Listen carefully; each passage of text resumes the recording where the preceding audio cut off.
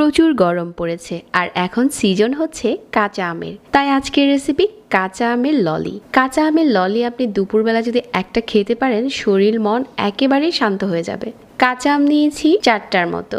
তারপর পর্যাপ্ত পানিতে এই কাঁচা আমগুলো দিয়ে সিদ্ধ করে নিচ্ছি। তারপর মাঝারি আঁচে বেশ কিছুক্ষণ জাল করে নিয়েছি। এখন আমটা সিদ্ধ হয়ে গেছে। পানি থেকে উঠিয়ে পুরোপুরি ঠান্ডা করে নিয়েছি আর এটার এখন খোসা ছাড়িয়ে নিচ্ছি।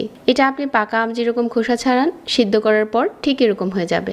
এখন হাত দিয়ে কষলে মাঝখানে যে আটিটা আছে ওটা ফেলে দিচ্ছি আর এই পিউরিটা ব্লেন্ডারে জারে নিয়ে নিচ্ছি, যেটাতে আমরা জুস তৈরি করি। তারপর এখানে নিয়ে নিচ্ছি ধনেপাতা আর এখন দিয়ে দিচ্ছি 1/4 চা চামচ রেগুলার লবণ আর 1/2 চা চামচ বিট লবণ। 1/2 কাপ চিনি দিয়ে দিচ্ছি। একটা লেবুর স্লাইস নিয়ে 1 চামচের মতো লেবুর রস দিয়ে দিচ্ছি। যে পানিটা দিয়ে আম সিদ্ধ করেছিলাম এখান থেকে দিয়ে দিচ্ছি 1/2 কাপ। সবগুলো মিশ্রণ একসাথে করে দিয়ে এখন ব্লেন্ড করে নিচ্ছি।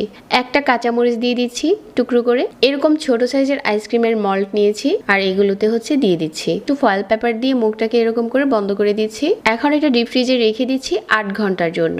8 ঘন্টা পর ফ্রিজ থেকে খুলে নিয়েছি। আমাদের কাঁচা আমের ললি এখন তৈরি। এই সিজনে কাঁচা আমের ললিটা একবার বানিয়ে দেখতে পারেন। যারা প্রতিনিয়ত আমার সহজ রেসিপিগুলো দেখতে পছন্দ করেন তাদেরকে অনেক ধন্যবাদ জানাচ্ছি। আর নতুন রেসিপি পেতে পেজ ফলো করে রাখবেন।